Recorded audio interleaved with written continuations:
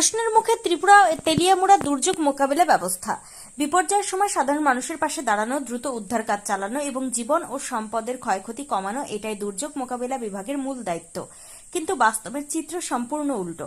মঙ্গলবার ত্রিপুরা খোয়াই জেলা তেলিয়ামুড়ার চাকমাঘাট মহকুমা শাসক কার্যালয়ের উদ্যোগে সিভিল ডিফেন্স ভলেন্টিয়ারদের মাধ্যমে একটি বিশেষ দুর্যোগ মোকাবিলা মহড়ার আয়োজন করা হয়। মহড়ার মূল বিষয় ছিল এয়ার রেইড বা বিমান হামলার মতো জরুরি পরিস্থিতিতে সাধারণ মানুষ ও প্রশাসনের করণীয়। এতে আরক্ষা দপ্তর, স্বাস্থ্য দপ্তর, বিদ্যুৎ দপ্তর এবং সিভিল ডিফেন্স ভলেন্টিয়াররা অংশগ্রহণ করে নানা উদ্ধার ও সচেতনতামূলক প্রদর্শনী উপস্থাপন করেন। কিন্তু এই মহড়াকে ঘিরেই উঠেছে একাধিক প্রশ্ন। স্থানীয় মহলের অভিযোগ, বাস্তব দুর্যোগের সময় যাদের সবচেয়ে বেশি সক্রিয় থাকার কথা সেই দুর্যোগ মোকাবেলা ব্যবস্থার একাংশ তখন কার্যত নিষ্ক্রিয় হয়ে পড়ে। অথচ মহড়ার সময় প্রশাসনের তৎপরতার কোনো অভাব থাকে না।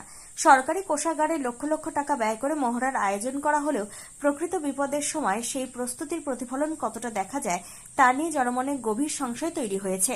অভিযোগ আরও গুরুতর। তেলিয়ামুড়া মহকুমা শাসক কার্যালয়ের অধীন দুর্যোগ মোকাবেলা বিভাগের একাংশ গুরুত্বপূর্ণ যন্ত্রপাতি ও উদ্ধার সরঞ্জাম প্রায় সময়ই অচল অবস্থায় পড়ে থাকে। মহড়ার সময় সেগুলিকে সাময়িকভাবে সচল করে প্রদর্শন করা হলেও অনুষ্ঠান শেষ হওয়ার পর পুনরায় সেগুলি অকেজো অবস্থায় ফিরে যায়। প্রশ্ন উঠছে, দুর্যোগ মোকাবেলা বিভাগের আধুনিকীকরণ, নতুন উদ্ধার সরঞ্জাম ক্রয় এবং স্থায়ী অবকাঠামো গড়ে তোলার ক্ষেত্রে প্রশাসনের দৃশ্যমান উদ্যোগ কোথায়? 2025 সালের আগস্ট মাসের সেই মর্মান্তিক ঘটনা। অভিযোগ অনুযায়ী তেলিয়ামুড়া মহকুমা প্রশাসনের গাফিলতি, দুর্যোগ মোকাবেলা ব্যবস্থার ব্যর্থতার জেরে এবং প্রয়োজনীয় যন্ত্রপাতির নিষ্ক্রিয়তার কারণে দুর্ঘটনাগ্রস্ত একটি লরির ভেতরে আটকে পড়ে প্রাণ হারান চালক মিহির দেবনাথ। দীর্ঘ সময় ধরে সাহায্যের জন্য আর্তনাদ করেও কার্যকর উদ্ধার না পাওয়ার অভিযোগ ওঠে।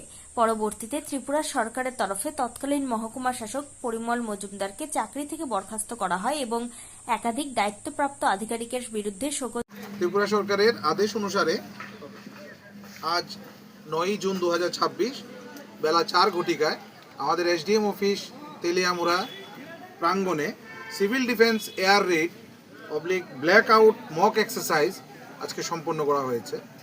এই এয়ার রেড এবং ব্ল্যাক আউট যে মহড়া হয়েছে তার মধ্যে আমাদের পার্টিসিপেন্ট ছিল BSF, SDRF, TSR, medical team, SDMO Teliamura থেকে এসেছে, তারপরে টিএসিসিএল, তারপর PWD, RNB, police, bomb squad এবং সর্বোপরি সিভিল ডিফেন্স আপদা মিত্র ভলান্টিয়ার। আজকের এই যে অনুষ্ঠানটা হয়েছে এটা হচ্ছে আমাদের প্রস্তুতি মহড়া, যে যদি কোনো ধরনের এরকম আপাতকালীন পরিস্থিতি তৈরি হয় তাহলে আমরা আজকে কতটুকু প্রস্তুত এবং কত সুন্দর সুচারু সুষ্ঠুভাবে আমরা এই প্রক্রিয়াটাকে সম্পন্ন করতে পারি, যাতে মিনিমাম থেকে মিনিমাম ক্যাজুয়ালিটি হয় এবং খুব তাড়াতাড়ি যাতে আমরা রিলিফ মানুষের কাছে পৌঁছতে পারি। এটাই হচ্ছে আজকের এই মহড়ার মূল উদ্দেশ্য। আমরা এই মহড়ার মাধ্যমে জনসচেতনতা বৃদ্ধি, পাশাপাশি সবাইকে সতর্ক থাকার জন্য আমরা যে বার্তাটা দিয়েছি, আমরা এটার মধ্যে সর্বতভাবে সফলতা লাভ করেছি এবং সবার সহযোগিতাক্রমে আজকে খুব সুন্দরভাবে, সুষ্ঠুভাবে আমরা এই মহড়াটাকে শেষ করতে পেরেছি। ধন্যবাদ। ত্রিপুরা থেকে বিক্রম কর্মকারের সাথে শিবজ্যোতি মল্লিকের report, crime press, Bengal news.